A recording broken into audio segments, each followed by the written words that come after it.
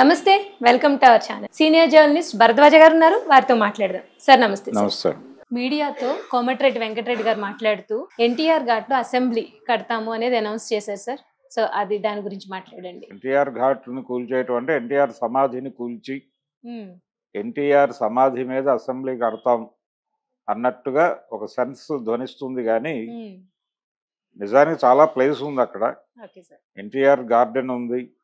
అంటే అక్కడి నుంచి మొదలుపెట్టి సెక్రటేరియట్ వెనక నుంచి మొదలు పెడితే ఐమాక్స్ వరకు ఆ మధ్యలో ప్లేస్ అంతా వినియోగించి అక్కడెక్కడైనా అసెంబ్లీ కట్టుకుంటే కట్టుకోవచ్చు. ఎన్టీఆర్ ఘాట్ని డిస్టర్బ్ చేయాల్సిన అవసరం ఏం లేదు. కాకపోతే ఎన్టీఆర్ గార్డెన్ ఉండదు. ఎన్టీఆర్ గార్డెన్ లోకి అసెంబ్లీ కడితే కట్టుకోవచ్చు, తప్పేం లేదు. కానీ ఇప్పుడు ఉన్నటువంటి అసెంబ్లీ కూడా రీసెంట్గా కట్టింది, అదేదో పురాతన కాలం నాటి అసెంబ్లీ కాదు. ఆల్రెడీ ఆంధ్రప్రదేశ్ ఉమ్మడి రాష్ట్రంగా ఉన్నప్పుడు ఎన్టీఆర్ టైంలోనే ఇది కొత్త అసెంబ్లీ కట్టాలి అనే ఉద్దేశంతో ఆ ప్లేస్ కేటాయించడం జరిగింది. ఆ తర్వాత నిర్మాణం పూర్తయి తర్వాత కాంగ్రెస్ పార్టీ అధికారంలోకి వచ్చినప్పుడే అది ప్రారంభం అయింది కూడా. ఇప్పటికిప్పుడు దాన్ని వదిలేసి అంటే ఇక్కడ కంపారిజన్ తీసుకొస్తున్నారు. సెక్రటేరియట్ ఆయన నిర్మించాడు, అంటే అసెంబ్లీ భవనం గురించి మాట్లాడుకుంటున్నాం మనం. సెక్రటేరియట్ ఏమో కేసీఆర్ గారు పగలగొట్టి కట్టాడు. కేసీఆర్ గారు కొత్త సెక్రటేరియట్ కట్టారు, మనం కొత్త అసెంబ్లీ కడదాం అంటే మనదైన ముద్ర ఉండాలి. తెలంగాణ తెచ్చిన పార్టీగా వాళ్ళు సెక్రటేరియట్ కట్టినప్పుడు ఇచ్చిన పార్టీగా మనం అసెంబ్లీ కడదాం అన్నట్టుగా వాళ్ళు మాట్లాడారు అని వీళ్ళు చెప్తున్నారు. రెండోది, ఎప్పుడైతే ఈ మాట బయటకు వచ్చిందో ఎన్టీఆర్ ఘాటు ఎన్టీఆర్ గార్డెన్ ఇవన్నీ పాల్గొట్టేసి అక్కడ అసెంబ్లీ కడతారు అనే హడావిడి మొదలైందో రకరకాల సిద్ధాంతాలు మొదలైనాయి వెంటనే. అంటే బిట్వీన్ ది లైన్స్ వ్యాఖ్యాతలు ముందుకొచ్చేసి NT Rama Rao versus Congress party అది ఒక చరిత్ర. అంటే ఆయన ఆంధ్రప్రదేశ్లో 35 సంవత్సరాల పాటు అప్రతిహతంగా సాగినటువంటి కాంగ్రెస్ పాలనకు ఫుల్ స్టాప్ పెట్టి ఆయనే ఒక సినిమా డైలాగులో చెప్పినట్టు తీసుకెళ్లి హిందూ మహాసముద్రంలో పడేస్తాను ఇలాంటి మాటలు ఏవో మాట్లాడాడు ఆయన సినిమాలు. అలా జరిగింది. ఆయన అధికారంలోకి వచ్చాడు, వరుసగా 2 సార్లు గెలిచాడు. ఆయన 3వ ఎన్నికలో ఓడిపోయి మళ్ళీ 4వ ఎన్నికలో గెలిచేశాడు.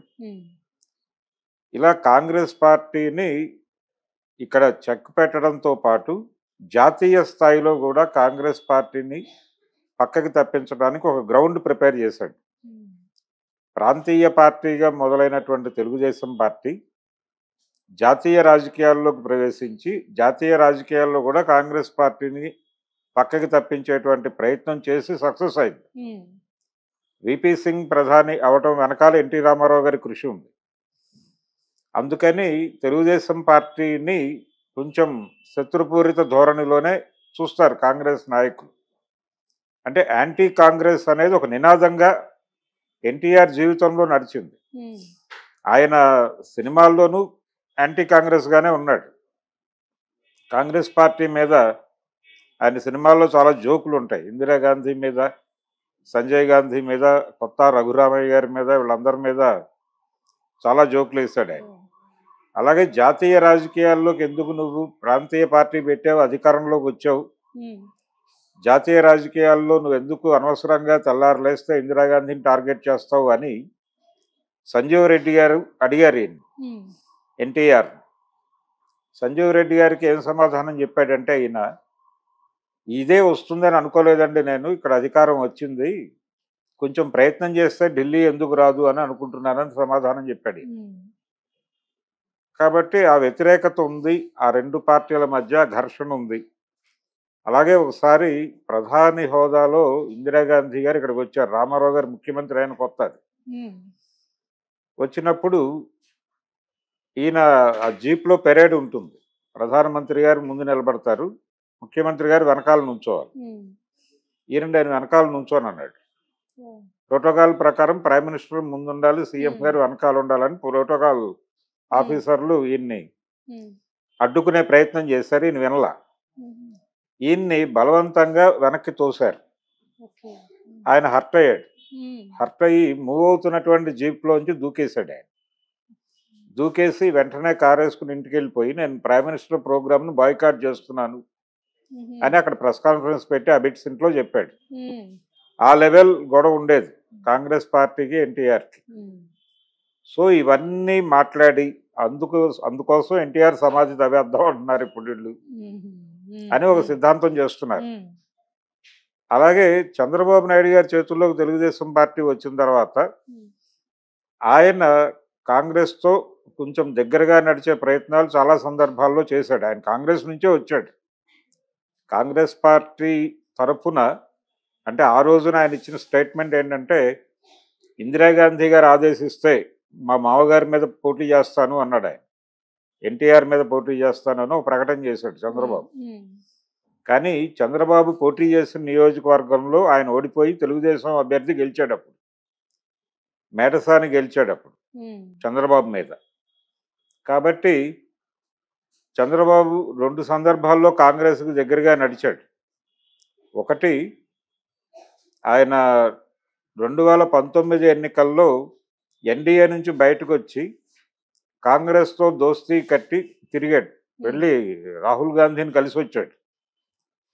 అలాగే మొన్న జరిగినటువంటి ఎలక్షన్స్లో వెనకుండి కాంగ్రెస్ పార్టీని నడిపించాడు. ఏది 2024 ఎలక్షన్స్లో కూడా ఒక కనిపించని నాయకత్వం వహించాడు ఏపీలో కాంగ్రెస్ పార్టీకి. జగన్మోహన్ రెడ్డిని ఉమ్మడి శత్రువుగా ప్రకటించి ఆ ఉమ్మడి శత్రువుకు వ్యతిరేకంగా ఒక విస్తృత ఐక్య సంఘటన అని చెప్పి కాంగ్రెస్ పార్టీని కూడా దానిలోకి లాక్కు రాగలిగాడు ఆయన. సో కాంగ్రెస్ పార్టీతో ఆయనకి ఆ రిలేషన్స్ ఉన్నాయి చంద్రబాబుకి. అందుకని చంద్రబాబు ఆపరేట్ చేయగలడు. రెండోది రేవంత్ రెడ్డికి చంద్రబాబుకి కూడా టర్మ్స్ బాగానే ఉన్నాయి. అందుకని ఇప్పుడు అంటే కొంతమంది ఏం వ్యాఖ్యానిస్తున్నారంటే ఆయన గత ఎన్నికల్లో మనతో కలిసి ఉండి అంటే యూపీఏతో దగ్గరగా ఉండి మళ్ళీ ఎన్డీఏ వైపు వెళ్ళిపోయి అధికారంలోకి వచ్చాడు, అందుకని కోపం వచ్చి ఎన్టీఆర్ సమాధిని టార్గెట్ చేస్తున్నారు అని కొంతమంది మాట్లాడుతున్నారు. ఎన్టీఆర్ సమాధిని టార్గెట్ చేయాల్సి నిజంగా అసెంబ్లీ కట్టదలుచుకుంటే ఎన్టీఆర్ సమాధి స్థలాన్ని వదిలిపెట్టేసి ఆ వెనక కట్టుకోవచ్చు, అంత ప్లేస్ ఉంది అక్కడ. అక్కడ కడితే ఏం జరుగుతుందంటే ఎన్టీఆర్ ఘాట్కి కొంచెం ప్రామినెన్స్ పెరుగుతుంది. ఎన్టీఆర్ ఆత్మ ఒకవేళ అక్కడే ఉంటే ఈ అసెంబ్లీ ప్రొసీడింగ్స్ అవన్నీ కూడా చూస్తుంది. అందుకని ఆయనకు దగ్గరగా అసెంబ్లీ తీసుకురావడం జరుగుతుంది. కాబట్టి ఇబ్బంది ఏం లేదు. సమాధిని కూల్చేటువంటి ప్రయత్నం డెఫినెట్గా చేయరు. 7 ఎకరాలు ఉంది అక్కడ స్థలం, 7 ఎకరాల స్థలం ఉంది కాబట్టి వాళ్ళు హ్యాపీగా అసెంబ్లీ కట్టుకోవచ్చు. కాకపోతే ఎన్టీఆర్ గార్డెన్ ఉండకపోవచ్చు అంతే. ఆ ప్లేస్లోకి అసెంబ్లీ రావచ్చు వస్తాయి, కానీ కట్టాల్సిన అవసరం లేదు. ఎందుకంటే అదేం పురాతన అసెంబ్లీ కాదు, ఆల్రెడీ పాత అసెంబ్లీ భవనం ఉంది.